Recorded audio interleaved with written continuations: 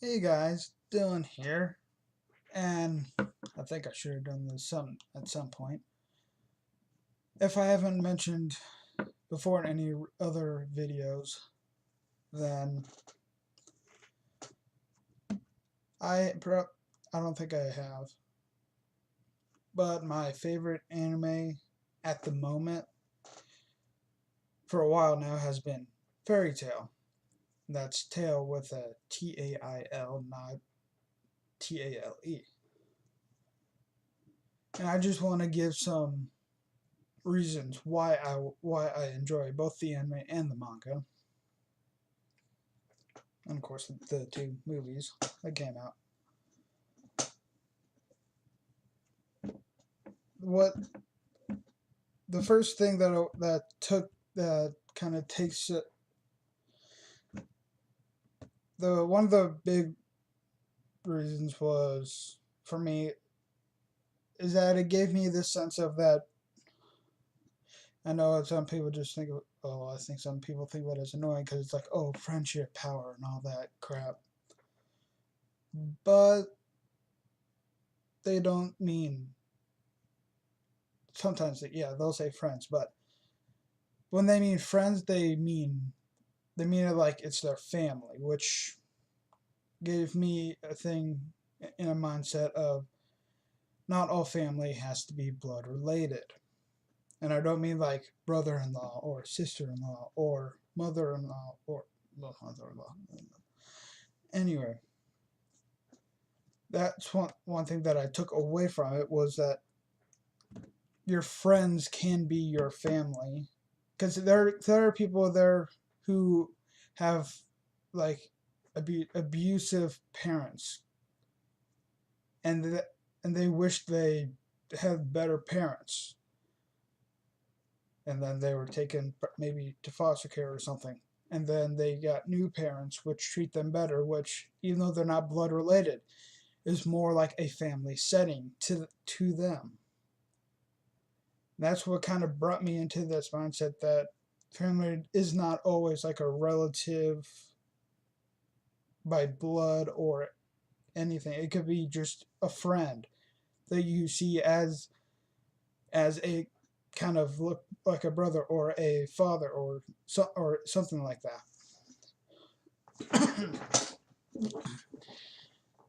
And okay, yeah, that's about it for that point. This next point has to do with the characters. And this is what surprised me, is that most of the characters that you see either don't have magic or have magic.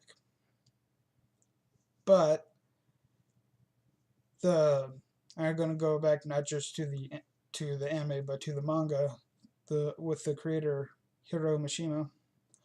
He was able to have characters with so many different types of magic.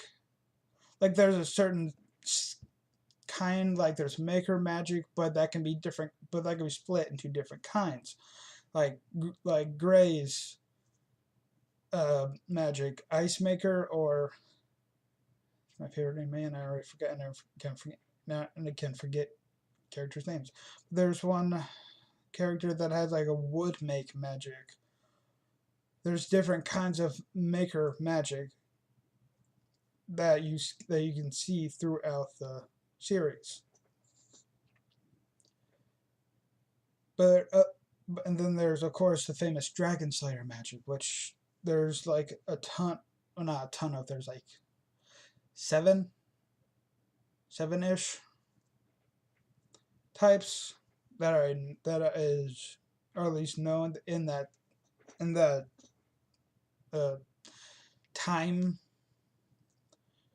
and those there's only seven Dragon Slayers, but before there was like a whole a whole like bunch of them, like way back before that time.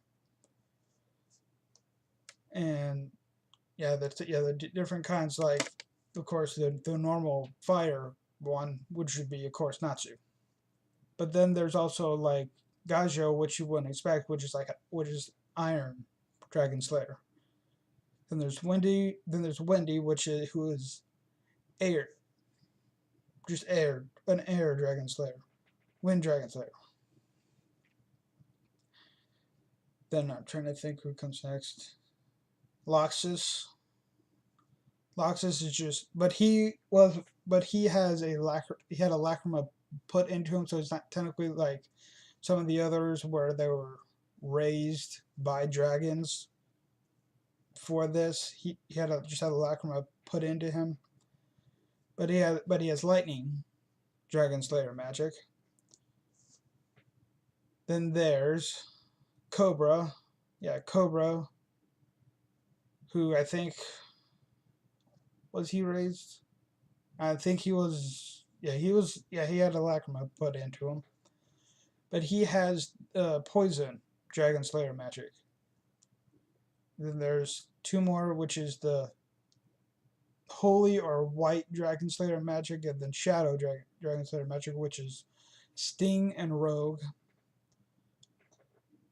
That's pretty much it until like the final arc, which, surprise, surprise, there's going to be one with a bunch of them put together. But other than that, but after that, there's not much there's not dragons there. There's not much magic similarities as between other than those kind of ones. Let's see. Okay, in this last point has to do with the characters themselves, because, and I'll go back to the manga for this, the Hiro Mishima, he was able to create so many individual characters with their own type of personalities, their own little quirks. You can, what do you use? The different anime, but some people understand what I'm saying. There are different quirks to them that make them who they are, like the Strauss siblings, Mirajane, Elfman, and Lizana. Elfman is kind of like a whole manly man and all that kind of, like, he thinks everyone, I don't know why he calls everyone a man. Mirajane is it's kind of like a split personality. She can go from the sweet kind of bartender that she is that you see her at first, but then she can go crazy when her friends are in danger. Then of course there's Urza, which is you see her first look at her, you're like they build her up to be like a giant beast kind of thing, but then ends up being, holy crap, she's pretty cute. And then it's just like, but then you get on her bad side and you find out why they think of her as a beast. And of course everyone talks about Lucy being the whole fan service of the thing, which I kind of get, but there's a lot of people who do kind of do the fan service for the whole thing. For both, but it's like gender equality fan service though.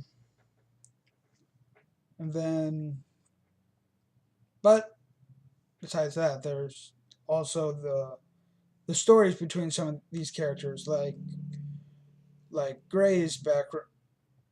Like a lot of these people, most of these always have like a bad kind of, not bad, but a sad kind of backstory.